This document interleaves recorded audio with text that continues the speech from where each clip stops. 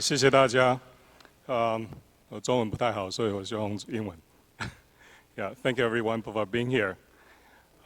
So we are just a brief introduction. My name is Kyle Lai, President and Chief Information Security Officer at KLC Consulting. I'm going to share with you some experience and how you prepare for the CMMC assessment. So my company, KLC Consulting, we are an authorized C3PAO. Myself, I'm a CCA CMMC certified assessor, and I've been doing CMMC for the last 4 years since the beginning. So I'm an original provisional assessor. I have worked at the Department of Defense, Defense Information System Agency, for a few years, and then that's when I started doing the DIACAP, the earlier sort of the requirements, certification requirements, the DIACAP risk management framework, and now CMMC. Okay. So I am also a board member for CMMC Stakeholder Forum. So that means that we actually meet with Cyber AB. The Cyber AB is the one that manages all this CMMC ecosystem. So we get to meet up with the CEO of the Cyber AB, Matt Travis, quite often. So just last week, I was at another CMMC conference. So I did tell him that I'll be here, and so he's aware. I actually sent him the conference, the CMMC conference. So he was aware that all the efforts that we're putting in Taiwan. So yeah, thank you for all the VIPs that putting the CMMC forum together. Okay, so today we are going to talk about the CMMC certification assessment, right, and also the CMMC, what the assessors are expected to see, and also the assessment guide, some of the terminologies, so you know how to prepare, and when you see certain words, you know what they mean, and just share some examples that we have seen as well. Okay. I'm going to share the slides so we don't have to go through all these acronyms. There are a lot. So I will provide a QR code for you to download the slide as well. Okay, so just a very brief review. CMMC, I think most of the people are familiar with the CMMC 2.0. So I'm not going to go through the detail, but just going through the overview. CMMC is going to still based on NIST 800-171 2.0. I know there are 3.0. The NIST 800-171 3.0 version 3 actually was released. However, there was a clarification from DoD last month, or earlier this month or last month. They actually have the clarification that in the CMMC, the final rule, and also DFARS, they are going to keep it as NIST 800-171 version 2. There is a lot of concern about what's going to happen if we have a CMMC 2.0 final version that's using NIST 800-171 version 2 versus DFAR 7012. Hey, are they going to go for the latest version, right? So they already got that cleared up. We are going to use NIST 800-171 version 2. Okay. There are 110 requirements. There are 320 assessment objectives. And there are certification requirements. There is going to be a certification assessment requirements once every 3 years. And then there's an annual affirmation requirement that is you have to submit the OSC organization seeking certification. You will need to submit the what we call the annual affirmation to the SPRS system to, by your senior executive, senior official, to affirm that our company continue to comply with the certification. Okay.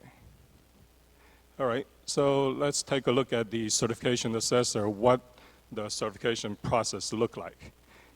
Phase 1, there are 4 phases, or 3 plus the optional phase 4 if you have some gaps. So phase 1, when we go to do the assessment, we are going to see if you are ready if you're not ready for the assessment, we're not going to start the assessment, right? So how do we know if you are ready? We are going to ask for a lot of documents from you, right? You are going to provide to the assessor or C3PAO the CMMC scope diagram, right? And that means that you have to, I'm going to go through another slide, a little bit more detail about what that means. But we are looking for the scope diagram. Can you tell us the story, how the CUI flow through your organization, right? Flow through your system. Tell us your network diagram, right? System security plan, the SSP, right? We'll have to actually review, see if that's complete. Artifacts, support documents, and what we're going to see is not to see if you have accurate information. We are going to just to see if you have all the documentation with all the information that's sufficient, adequate for you to move to the assessment, right? And that's when, if you are ready, then we're going to do the assessment. The pre-assessment usually is, I'll say, 4 to 10 weeks before the actual assessment. Usually, it's about 8 weeks before the actual assessment. We want to see if you can provide us this information, because that's the time we have to schedule your assessment, right? If you are ready, then if you are not ready, we're not going to schedule you. All right, phase 2, the actual assessment, right? The actual assessment, it's going to last about 5 days. But obviously there's a lot of preparation work for the C3PAO, for the lead assessor before the actual assessment. By that time, as a lead assessor, if I'm the lead assessor, I should have already reviewed all the documentation that you provided to me, and to be able to assess all of the documents. I already know what kind of information I need to gather from you during the actual assessment, right? The assessment usually is 5 days, about 9 o'clock to 3 o'clock, 6 hours, right, for the first 4 days or so. For that 6 hours, for the 6 hours over 4 days, we're going to go through each of the domains and each of the 320 assessment objectives. Make sure that each of the assessment objectives are met, right? At the end of each day, we're going to provide you a briefing to, if you're the OSC, right? We're going to give the OSC, you, the briefing. If we have any concern about specific requirements or specific assessment objective, you will have some option, so you will have some opportunity to make some changes to your documents. I'm not talking about making any material changes. You cannot make changes to your processes, for example. You cannot make changes to your environment. That's not allowed, because we already determined the scope. If you change anything, change configurations, you are changing the scope, then we have to start over, okay? So, but if you are going to have missing some words, yeah, you will be able to have the opportunity to make some corrections, minor corrections, okay? At the end of the 4th day, we usually will schedule for 1 day of on-site review, either the 3rd day or 4th day or the 5th day. We will be on your site. That's the US, right? Because we can travel overnight, travel the day before. If we're conducting anything in Taiwan, most likely we're going to conduct the entire assessment on site, right? When we are doing the assessment on site, then there are going to be some physical security protections, paper CUIs that we're going to assess. How do you protect those information, right? There are going to be a list of physical security on-site controls, assessment objectives that we are going to assess. I'm going to share with you the later slides. I'm going to share with you some tools. One of the tool is called objective evidence spreadsheet. objective evidence spreadsheet. That is the tool that's created by DoD DIPCAC organization. We modified this slightly. So that is something that we usually will give to the OSC, so that OSC will be able to know what we expect. That is kind of a assessor's playbook that we're going to share with you today.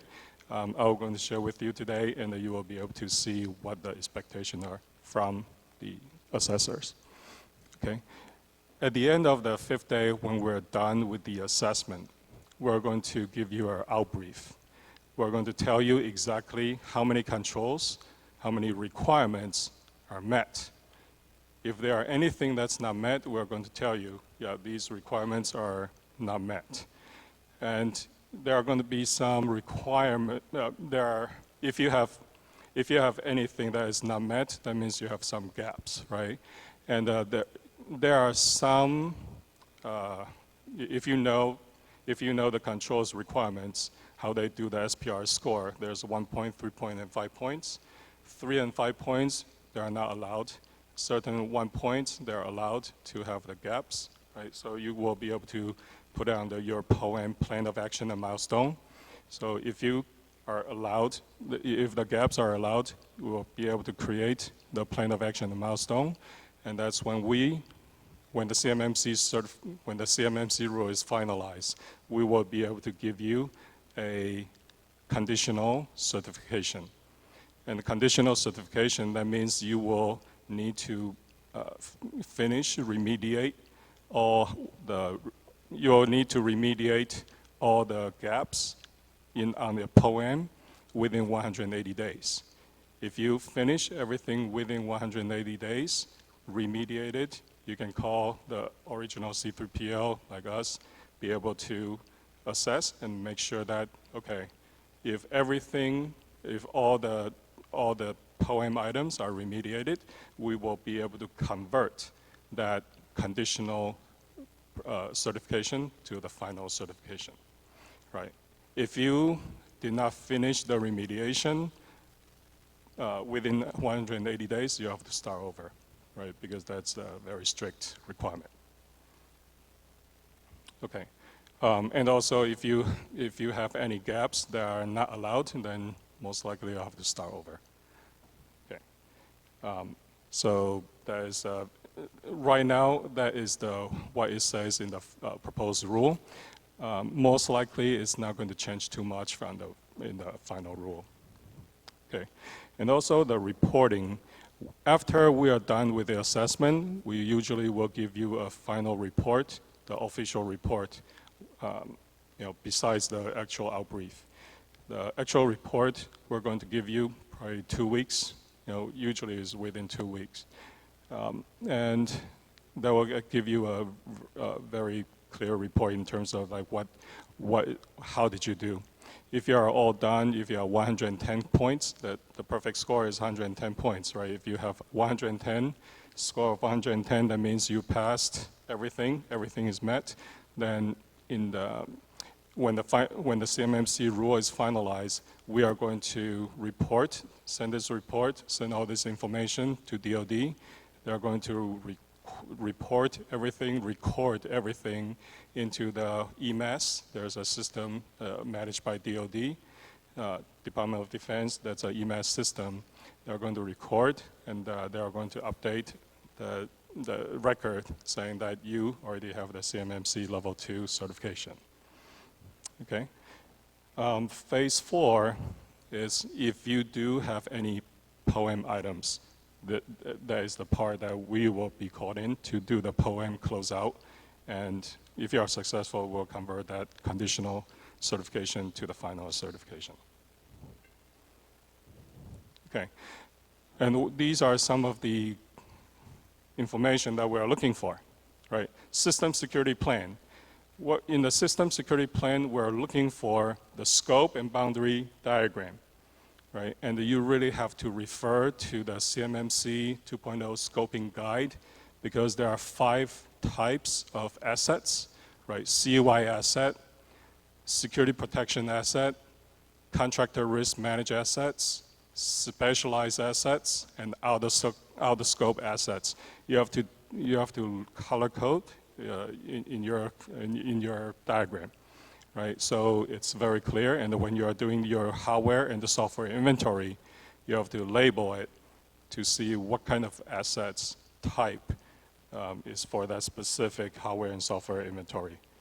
When we're looking at the network connection, your network diagram is going to be very important to us, to the assessor, and we'll need you to actually walk through tell us how the CUI flow through your organization, through your network, because it's going to be very important to understand how do you send your CUI information to anything connected to your network, right? How do you send it outside of your network? What are the allowed connections, right? That's going to be very important. When we are doing the SSP, it's going to be very detailed description of your controls. That's what we're looking for. Policies, it's something that we're looking for because policies is going to be important, because if you do not have the policy, how do you know, how would your employees know what to follow, right? You need to have the policy to support each of the 14 domain families.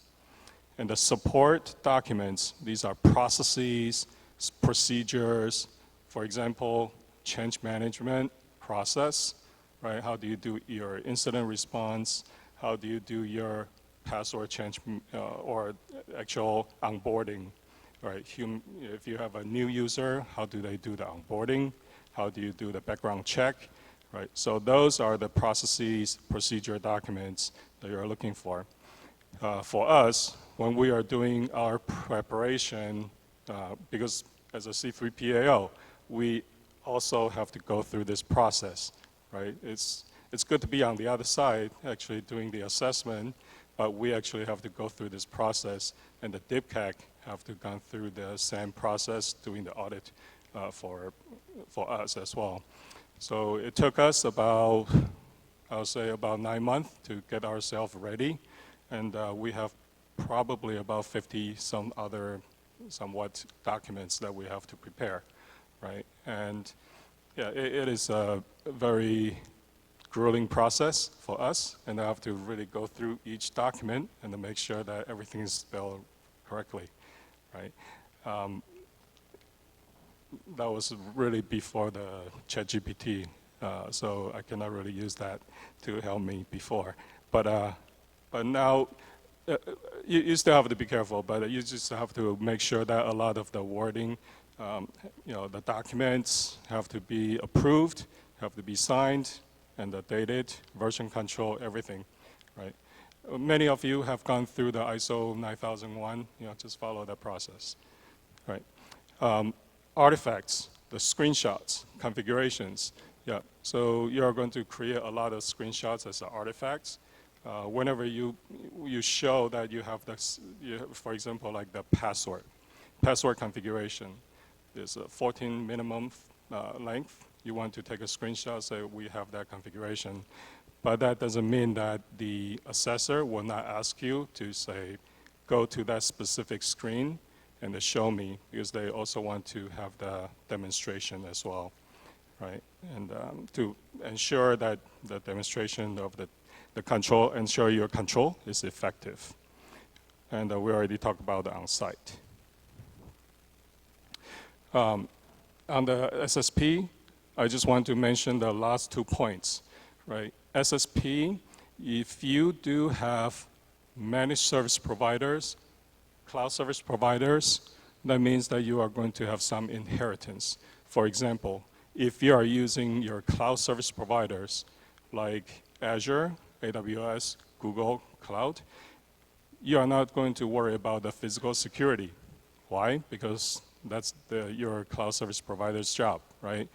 So you need to get something, what's called FedRAMP, FedRAMP package, if you have the cloud service provider. So with that package, you can say, yeah, for the physical security, for example, that's already taken care by my cloud service provider, and I'm just going to inherit those controls, right? So as a C3PAO, as an assessor, I want to see what does your cloud service provider or managed service provider, what are they doing? I still need to review their document. Okay, just make sure the documents, SSP, the version, you have the version control, and whatever is the official version, have your senior management or whoever authorized person sign off. Okay, the scope diagram, this is directly from the CMMC 2.0 scoping guide. So you just need to make sure that you understand the 5 types of assets, right? And to make sure that you color code it in your document, and you can mention, you can identify, and you can walk through with the assessor. During the pre-assessment, that's what we're looking for. If you cannot tell us your scope, if you have some confusion on what is in scope, what is CUI? That's the very first question. What is CUI? What kind of CUI do you have? And then walk us through how do you manage the CUI within your environment. That is going to be the very first thing that we're looking for. If you cannot really tell us what you have, you are not ready for the CMMC certification. Okay. And we are talking about the managed service providers. Managed service providers, if you have someone that's doing MSP work for you, or MSSP, right? These are the people, maybe you outsource the IT functions to some of the MSPs. They are doing some change management, or they are resetting your password, or they are managing the creation of your user accounts, for example, right? You have to make sure that you include them in your in the CMMC certification if they are involved in some of these processes. MSSP, if they are managing your alerts, if they are monitoring your system for like anything, if you request, if there is an incident, they help you to do the investigation, monitor your logs, your firewall, your VPN. They are MSSP or MSP, you have to involve them, right? And you have to identify, I have the example here on the bottom. That is the example of the shared responsibility matrix, right? So you have to identify what is your responsibility, right? And what is the responsibility? I use client, but it's really your responsibility. What is your responsibility, and what is the cloud or managed service provider's responsibility, right? And you can actually show that if this system is inherited or shared, or when I say system, is really who is actually responsible. That's if you are responsible, I would call it client. But if it's a hybrid, that means both of you have some kind of a responsibility, okay? The shared responsibility. Okay, and make sure that you have the change management. If there are some change management, it's done by both your organization and your MSP. Make sure you have that process documented. Sometimes you are only responsible. If I hire an MSP, I only need to document. I have this problem. I send a request to the MSP. They help me take care of my firewall, right? I just need to add another connection to my to like box.com, for example, right? I need to have add another access to box.com, and then I have to request. I have to make a request to the MSP, have them help me to create this rule, firewall rule or web access rule. Yeah, you have to include them, because if I'm the assessor, if I go to doing the assessment, I want to see the entire process. Okay, incident response, make sure that you include them as well if they are helping you to do the incident response. If MSP, if they are heavily involved in your process, will usually request them to participate for their segment of the interview as well. Okay, the cloud service provider, I mentioned a little bit, we're going to look for the customer responsibility metrics. That is usually part of the FedRAMP package, right? So FedRAMP package, they don't usually give out very easily, but you still have to request. Hopefully you will get it, right?